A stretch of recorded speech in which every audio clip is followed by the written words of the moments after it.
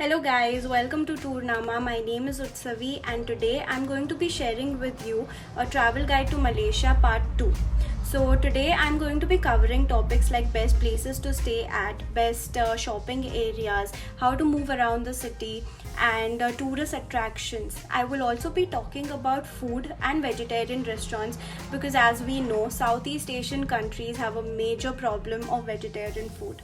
So I have curated a list of vegetarian restaurants which serve even Jain food. All the suggestions and views are my own. I have been there myself. So I hope you like the video. If you find it informative, do like and comment below and subscribe to my channel. So compared with other modern cities, Kuala Lumpur is an inexpensive city to visit with lots of places to stay at within any budget. The higher end accommodations offer brilliant value and is mostly available for much less than what you would have to pay for the same hotel standard elsewhere. Let's explore 3 best places to stay in Kuala Lumpur. Bukit Bintang is the most popular area to stay in. From high-end to budget accommodation, it has something for everyone. It is very easy to commute anywhere from here as it is very well connected to all the parts of the city. However, you will find everything here only. Malls to best hawker street, from best restaurants to lounges, bars and clubs. You would probably spend most of your time here. It is just next to Bukit Bintang and the second most popular area to stay in. This is where you find the famous Petronas Towers, the world's tallest twin towers. Many of the hotels in this area have views of the Petronas, of course. Staying in this area will put you right in the middle of everything. KLCC is a great area to stay in if you are looking for top-end luxurious hotels, high-end restaurants and a more sophisticated nightlife than Bukit Bintang. Here you will find a cluster of upscale shopping malls with the Surya KLCC Mall at the base of the towers being the most visited. The KL Central area is a convenient area to stay in with regards to ease of commute as the main station, that is the KL Central, is located here. From here you can quickly and easily get to any part of the city or the rest of Malaysia, Thailand and even Singapore. However, the area has more to offer than just this. The beautiful Lake Garden, the city's largest park with its botanical gardens, the KL Bird Park, several museums and the National Mosque is also within walking distance. Another interesting area nearby is Brickfields, also known as Little India. It is a 10-minute walk from here where you will find Ghar Ka Khana.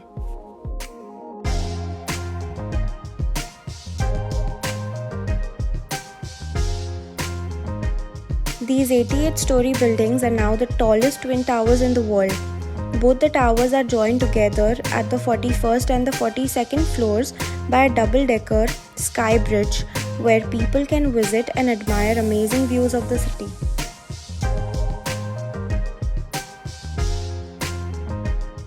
It is the most iconic premier shopping destination in Malaysia. It is the place to go for the most sophisticated shopping, dining and entertainment experience. From the hottest global fashion trends to the latest high-tech home gadgets, you can find it all here under one roof. Aquaria KLCC is an indoor marine park located a few minutes away from the Twin Towers.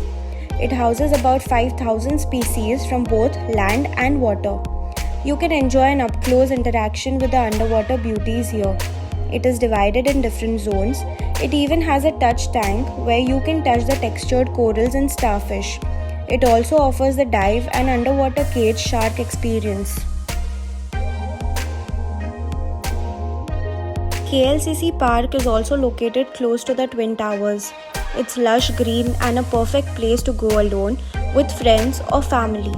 I would definitely recommend you to visit it near sunset so that you can enjoy both day and night views of Petrona Towers. You should definitely not miss the water fountain with violin musical performance of water fountain, which is free of cost.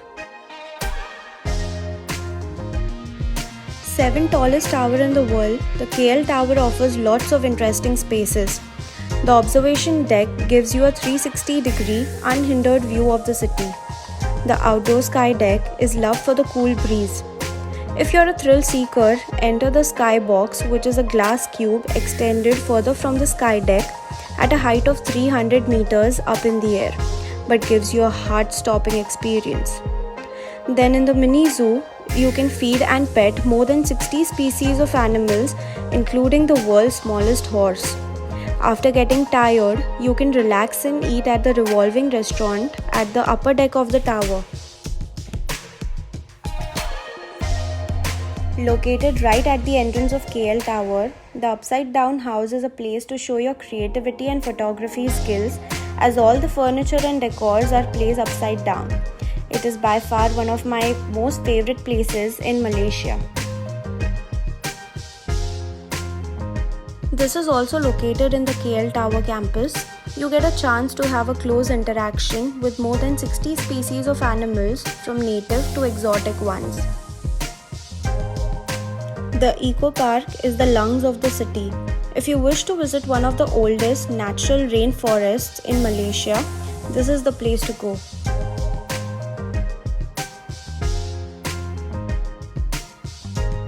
If you want to relax after a busy day, you can visit the recreational park at the Merdeka Square or just stroll through all the historical buildings in its proximity. In front of the square is the Sultan Abdul Samad building. Its aesthetical beauty is enjoyed not only by architecture lovers but also by everyone alike.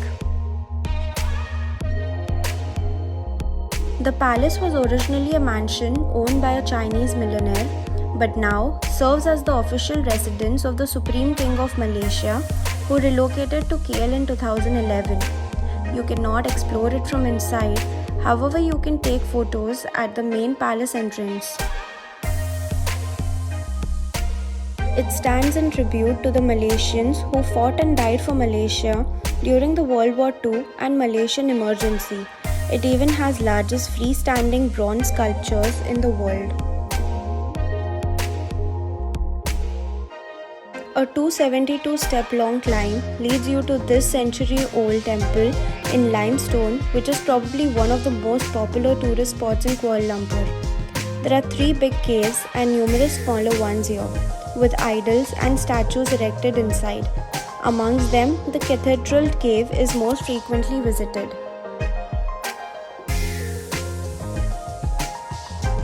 There is no way you can miss out on Genting Highlands.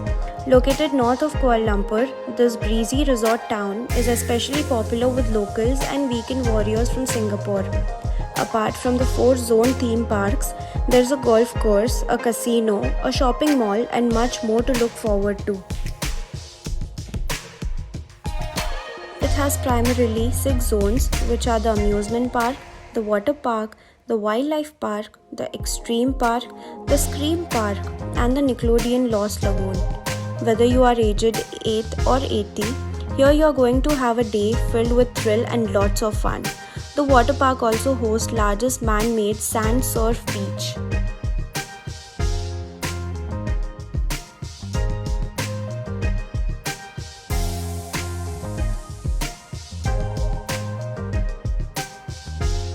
The Kuala Lumpur shopping scene is a pretty comprehensive one. There's something for every taste and budget here. Designer labels, local indie brands, and street markets with artsy finds and cheap reproductions. It all depends on what you are looking for when shopping in Kuala Lumpur. The market is a paradise for art lovers and shopaholics. Hundreds of stalls line the street with authentic handicrafts, fabulous boutiques, traditional Malaysian batik items, and numerous souvenirs. Aside from the endless shop fronts and food stalls, Central Market is also an important site for several cultural celebrations such as the Chinese New Year and Indian festival of Deepavali. Situated right next to the Central Market, visitors come to Kasturi Walk for fake label handbags, watches, t-shirts, and flip-flops. Though it does not have the same extensive range of traders, the goods are reasonably priced. You can also enjoy here local fruits and snacks.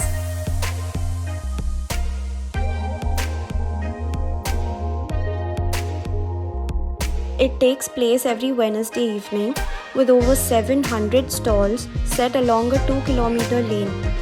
exploring the entire marketplace can take up to 2 hours, as there are plenty of inexpensive clothing, accessories, books, bags, handicrafts, and household items. Highly popular amongst the local community, this street market is also known for its wide variety of street food. If you're looking to buy electronics or IT products, this is your haven. One of the oldest malls in Bukit Bintang, it houses more than 500 retail stores selling everything from food to clothes to entertainment.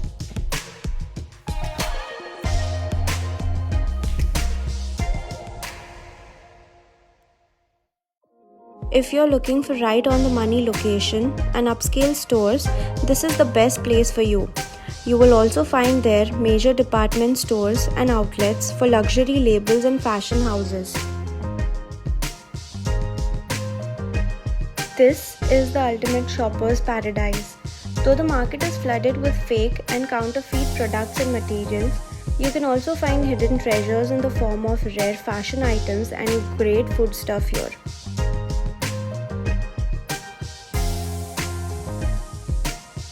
A place that never sleeps and is always filled with colors and bustles all the time. This is a must-visit place, especially if you are a bargain hunter.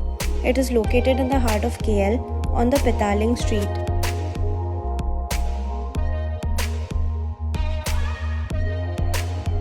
This area is also called Malaysia's Little India.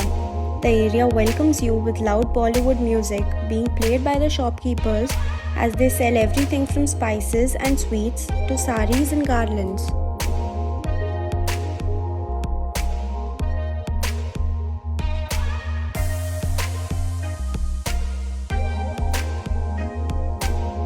In the land of food for every taste bud, people with a vegetarian diet might find eating a well-rounded meal a bit tricky, as Malaysians generally love every flavor possible in a single dish.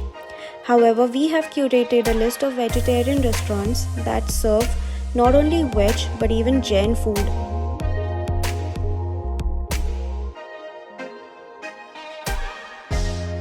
The transportation in KL is just great.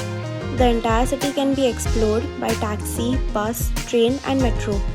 However, the main junctions in KL city centre are often extremely crowded, usually from 8 am to 9 am and from 6:30 pm to 8 pm.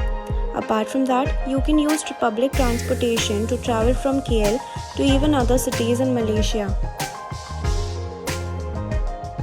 The best way to travel around the city is by buying the hop-on hop-off passes. There are two types available, the 24 hours which costs 45 ringgits and the 48 hours one which costs 79 ringgit. The buses halt at 27 places and cover the entire city. Like this, you need not even book a separate city tour. The buses run daily from 9 am to 6 pm at an interval of 20 to 30 minutes. So if you're looking to travel after 6 pm or before 9 am, this option will be a little difficult for you.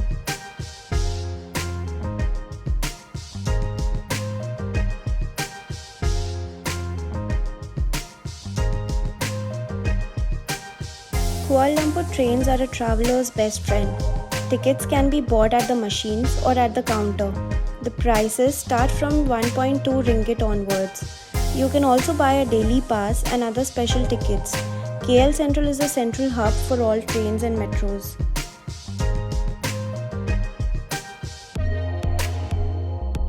Intercity buses in Kuala Lumpur are an extremely cheap option for getting around where trains cannot reach. However, they are frequently crowded and make frequent stops in heavy traffic. There are also no signs, no routes, no maps and no current timetables. Waiting for the next bus could take 10 minutes or even 2 hours. Puduraya is the central bus station of Kuala Lumpur and it is located near Chinatown.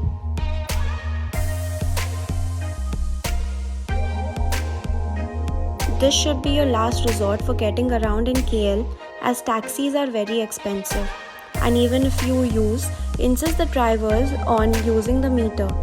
Regular taxi fares for trips within the city centre usually never surpass 15 ringgits on the meter. Trips to places outside of the city center usually cost around 20 to 25 ringgits maximum. After midnight, there is a surcharge of 50% on the regular fare. In general, the red and white taxis are the cheapest, while the blue taxis are more expensive. Details on how to reach the city center from Kuala Lumpur International Airport is given in the part 1 of this video, which is linked above.